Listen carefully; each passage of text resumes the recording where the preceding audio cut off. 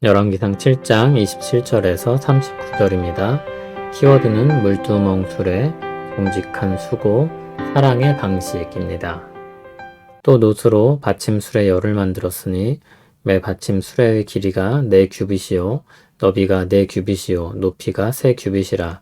그 받침 수레의 구조는 이러하니 사면 옆 가장자리 가운데에는 판이 있고 가장자리 가운데 판에는 사자와 소와 그룹들이 있고 또 가장자리 위에는 놓는 자리가 있고 사자와 소 아래에는 화환 모양이 있으며 그 받침술에 각각 4놋바퀴와 노축이 있고 받침술의 4발 밑에는 어깨 같은 것이 있으며 그 어깨 같은 것은 물두멍 아래쪽에 부어 만들었고 화환은 각각 그 옆에 있으며 그 받침술의 위로 들이켜 높이가 1규빗 되게 내민 것이 있고 그 면은 직경 1규빗 반 되게 반원형으로 우묵하며 그 나머지 면에는 아로 새긴 것이 있으며 그 내민 판들은 네모지고 둥글지 아니하며 4바퀴는 옆판 밑에 있고 바퀴 축은 받침 수레에 연결되었는데 바퀴의 높이는 각각 1규빗 반이며 그 바퀴의 구조는 병거바퀴의 구조 같은데 그 축과 태와 살과 통이 다 부어 만든 것이며 받침술의 4모퉁이에 어깨 같은 것 4이 있는데 그 어깨는 받침수레와 연결되었고 받침수레 위에 둥근 테두리가 있는데 높이가 반규빗이요 또 받침수레 위에 버팀대와 옆판들이 받침수레와 연결되었고 버팀대 판과 옆판에는 각각 빈 곳을 따라 그룹들과 사자와 종려나무를 아로새겼고 또 그 둘레에 화환 모양이 있더라. 이와 같이 받침수레 10개를 만들었는데 그 부어 만든 법과 크기와 양식을 다 동일하게 만들었더라. 또 물두멍 10개를 놋으로 만들었는데 물두멍마다 각각 40밭을 담게 하였으며 매 물두멍의 직경은 4규빗이라. 열받침 수레 위에 각각 물두멍이 하나씩이더라. 그 받침 수레 5은 성전 오른쪽에 두었고 5은 성전 왼쪽에 두었고 성전 오른쪽 동남쪽에는 그 바다를 두었더라. 아멘. 놋세 대장장이 히람이 만든 것들 중 받침 수레와 물두멍에 대한 내용입니다. 놋으로 받침 수레 열을 만들었습니다. 물건을 얹어 이동할 수 있도록 만든 수레인데 우리가 쓰는 장보는 카트와 같은 역할을 하는 것입니다. 그 위에 얹는 것은 물두멍입니다.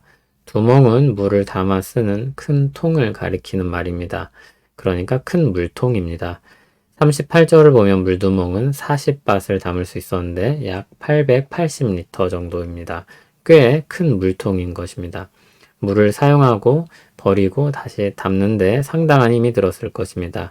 이를 수월하게 하기 위해 이동식 수레를 쓴 것입니다. 물통의 사용 용도는 재물을 싣는 것입니다. 앞에서 나왔던 바다는 제사장들이 싣는 용도이고 여기 나온 물두멍은 재물을 싣는 용도입니다. 참고로 출애굽기 30장 18절에서 21절, 40장 30절에서 32절을 보면 물두멍은 제사장들이 씻는 용도라고 나옵니다. 그런데 솔로몬 성전에서는 물통이 2종류입니다.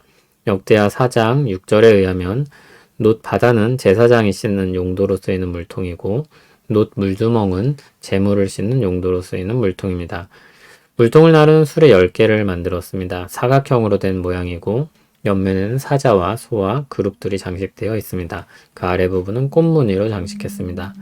바퀴가 4개 달려 있고 33절을 보면 병거와 같은 구조라고 했습니다. 35절을 보면 물두멍을 얹을 수 있도록 둥그런 틀이 수레 위에 설치되어 있었습니다. 하나님께서 모든 정직한 수고를 기뻐하십니다. 그들의 땀 흘린 시간들을 통해 하나님이 많은 일들을 이루십니다. 히람이 무슨 일을 했습니까? 놋을 사용해서 각종 필요에 따라 물건을 만들었습니다. 제사에 쓰이는 도구를 만들었습니다. 그렇게 땀 흘린 수고를 통해 성전이 제 기능을 하게 됩니다. 제사를 수행할 수 있게 됩니다.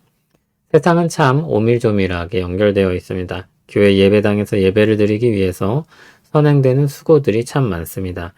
예배드리는 사람들이 모이기 위해 해야 하는 일들도 많습니다. 예배를 위해 준비하는 사람들이 필요합니다. 또 식사를 위해 준비하는 사람들도 있어야 합니다. 무엇보다 모이는 사람들이 있어야 예배가 이루어집니다. 이 모든 것들은 당일에 갑자기 생기는 것이 아닙니다. 남은 일주일을 잘 살 때 비로소 가능합니다. 안에서 일하든지 밖에서 일하든지 힘을 써야 하든지 머리를 써야 하든지 늘 새로워야 하든지 늘 똑같아야 하든지 그런 일들이 얽히고 설켜서 결과가 나옵니다. 우리는 그렇게 엮인 일들의 한 부분입니다. 어떤 운전사는 물건을 나를 뿐 뭔가를 만들지 않는다고 불만을 가질 수 있습니다. 그러나 물건을 나르는 사람이 없으면 소비자는 어디서 음식을 구하겠습니까? 직접 운전해서 평창 가서 소를 사고 동해 가서 물고기를 사고 하겠습니까? 생산 과정에 있는 모든 사람들은 사람들이 먹고 사는 일에 기여를 하고 있습니다. 그런 일들을 통해 하나님은 우리를 먹고 살아가게 하십니다. 하나님은 우리에게 다양한 일들을 맡기시고 그 일을 정직하고 성실하게 감당하길 기뻐하십니다. 그들을 통해 하나님이 일하십니다. 누구나 자신의 일에 의미를 찾으려고 합니다. 그리고 특별한 일을 하기를 기뻐합니다. 두각을 드러내길 바라는 사람도 많습니다. 더 높은 곳에 오르고 더 탁월하게 일하는 것도 좋습니다. 그러나 그 이전에 자기 자리에서의 역할을 감당하는 것이 중요합니다. 모든 일이 똑같은 의미를 가질 수는 없지만 모든 일이 모두 이웃사랑을 위한 수고가 될 수는 있습니다. 모든 일이 내 마음에 쏙 들지 않을 수는 있지만 모든 일은 하나님의 영광을 위한 충성이 될 수 있습니다. 히람이 만일 자기 일을 소홀히 여기고 일했다면 어떤 결과를 초래했겠습니까? 며칠 쓰면 망가질 수레를 만들었다면 어떻게 되었겠습니까? 그가 만든 물두멍에 물이 줄줄 샌다면 어땠겠습니까? 우리가 하는 일들은 우리의 일상을 풍요롭게 하기도 하고 괴롭게 하기도 합니다. 우리가 정직하고 성실하게 수고하면 그 부분에 있어서만큼은 정상적으로 일이 진행될 때 주는 유익을 누릴 것입니다. 그와 같은 사람들이 많으면 많을수록 좋을 것입니다.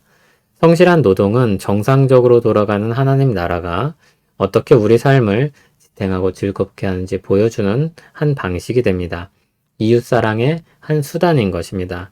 하나님의 이름을 가진 자가 행하는 일로서 하나님께 영광을 돌리는 한 방식이기도 합니다. 주님이 다시 오실 때 우리가 한 일들을 평가하실 것입니다. 예비된 나라를 주시며 말씀하실 것입니다.